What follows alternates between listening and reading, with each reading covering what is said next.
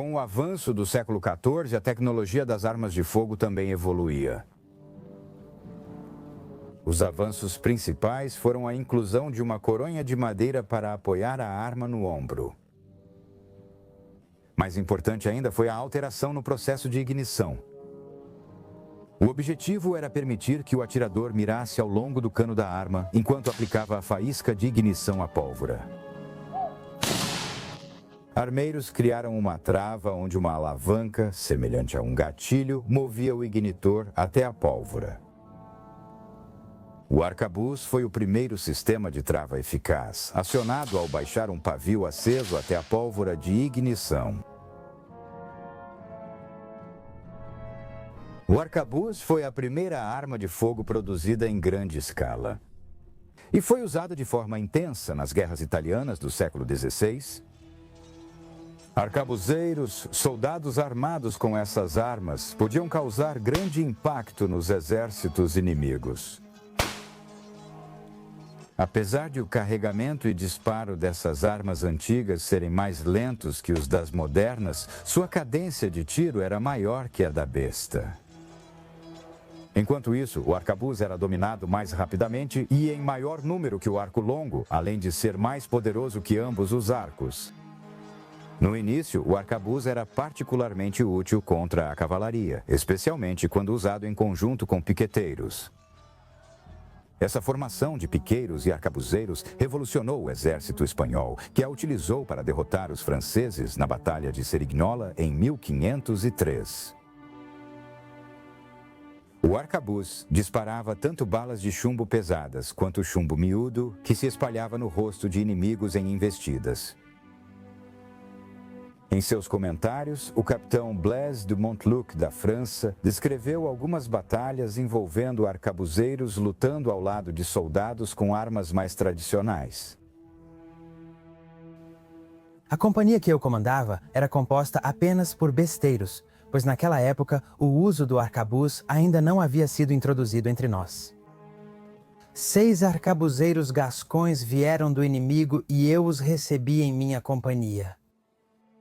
Não demorou muito para que de Montluc tivesse esquadrões de arcabuzeiros sob seu comando. Mas ele mesmo seria atingido por um tiro de arcabuz inimigo. Ele sobreviveu, mas seu rosto ficou destruído. Queria que essa máquina nunca tivesse sido inventada. Naquela época, eu ainda não tinha esses ferimentos que agora sofro. Tampouco tantos homens valentes teriam sido mortos, em sua maioria, por sujeitos miseráveis e grandes covardes, que não ousariam encarar esses homens de frente, mas à distância os deixaram mortos com todas as suas malditas balas. O que tornava essas armas particularmente mortais era o desenvolvimento do fogo em salva. Os espanhóis já utilizavam uma versão do fogo em salva no início do século XVI. O conde alemão Wilhelm Ludwig escreveu no final daquele século: descobri um método para fazer com que os mosqueteiros e soldados armados com arcabuzes não apenas continuem atirando muito bem, mas também o façam de forma eficaz em ordem de batalha. Ou seja, eles não escaramuçam nem usam a cobertura de sebes da seguinte maneira. Assim que a primeira fileira disparar em conjunto, então, pelo exercício, eles marcharão para a retaguarda. A segunda fileira, ou avançando, ou ficará parada, disparará junto e depois irá para a retaguarda. Depois disso, a terceira e as fileiras seguintes farão o mesmo. Assim, antes que a última fileira tenha disparado, a primeira já terá recarregado. Apesar do avanço do arcabuz, ainda havia desvantagens. Era difícil manter o pavio aceso em tempo úmido. E em tempo seco, não manter o pavio aceso longe da pólvora armazenada podia ter resultados desastrosos. Além das explosões acidentais, o pavio aceso emitia brilho visível e odor perceptível pelo inimigo à noite, revelando a posição do artilheiro. Era o período da Renascença, com avanços em todas as disciplinas. A nova arte de fabricar armas não foi exceção. A fechadura de roda aplicou a engenharia dos mecanismos de relógio ao problema de acender a pólvora. A fechadura de roda era uma roda de aço carregada por mola, enrolada firmemente como um relógio até ser presa ou disparada pelo gatilho. Quando o gatilho era puxado, a roda girava contra um pedaço de pirita, gerando faíscas que então acendiam a pólvora no recipiente de escorva. A fechadura de roda possibilitou que a cavalaria aproveitasse melhor as armas de fogo. Manter o pavio aceso de uma arma de pederneira ao cavalgar era difícil, problema resolvido pela fechadura de roda. Também era mais fácil para a cavalaria disparar armas menores com uma mão só. A partir do século XVI, era costume os cavaleiros na Europa levarem um par de pistolas para a batalha em coldres de sela. Afinal de contas, essas ainda eram armas de tiro único. Mas o design complexo das fechaduras de roda tornava sua produção cara. O soldado comum não tinha acesso a esse tipo de arma. Eram mais usadas na caça, enquanto as de pederneira predominavam nos exércitos europeus. Claro, o que realmente tornava as armas eficazes era a incrível destruição que causavam ao corpo humano. Até cavaleiros com armadura podiam ser derrubados de perto. Durante um tempo, armeiros tentaram compensar, criando proteções corporais mais pesadas.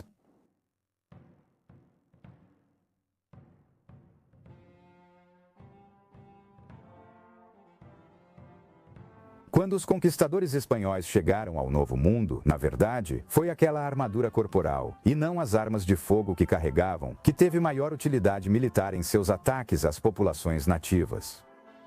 O arcabuz era eficaz, tanto na destruição física quanto como fonte de terror para os nativos. Mas elas, assim como as bestas, eram lentas para recarregar. Tanto a besta quanto o arcabuz surgiram principalmente como resposta à armadura pesada dos cavaleiros espanhóis. Os astecas, incas e outras populações nativas não tinham nada que pudesse perfurar a armadura espanhola. Claro, a arma mais mortal que os europeus trouxeram para o Novo Mundo era menor do que o olho podia ver, o germe. A varíola e outras doenças causaram estragos entre os nativos da América do Sul e do Norte, enquanto os europeus do outro lado do mundo continuavam a aperfeiçoar a arte e a ciência das armas de fogo. A complexidade e o custo da fechadura de roda incentivaram ferreiros corajosos e industriosos a buscar outros meios de acender a pólvora negra. Já se sabia há muito tempo que era possível acender fogo batendo pederneira contra o aço, produzindo faíscas. No século XVI, alguém usou esse princípio em armas de fogo. O primeiro exemplo ficou conhecido como trava de impacto. Um pedaço de sílex era preso nas mandíbulas do cão da arma. Ao ser puxado para trás, o cão travava numa pequena alavanca. Quando o gatilho era puxado, a alavanca recuava e o cão avançava rapidamente, batendo o sílex contra uma placa de aço. A força do impacto empurrava a placa para trás, expondo a pólvora na cova, ao mesmo tempo em que o sílex produzia faíscas ao raspar o aço. Alguns armeiros na Inglaterra e depois na América incluíram uma trava de cão como dispositivo de segurança.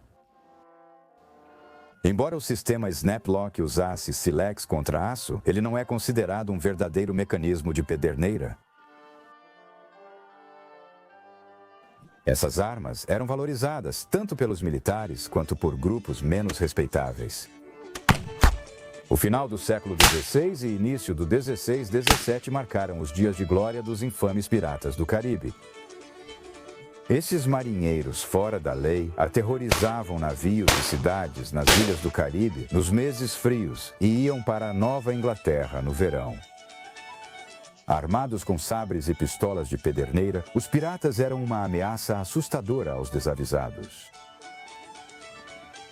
Vários piratas da Nova Inglaterra começaram como corsários, contratados pelas colônias para atacar navios inimigos da Inglaterra. Mas quando a Inglaterra não estava mais em guerra com essas nações, os corsários podiam se tornar piratas.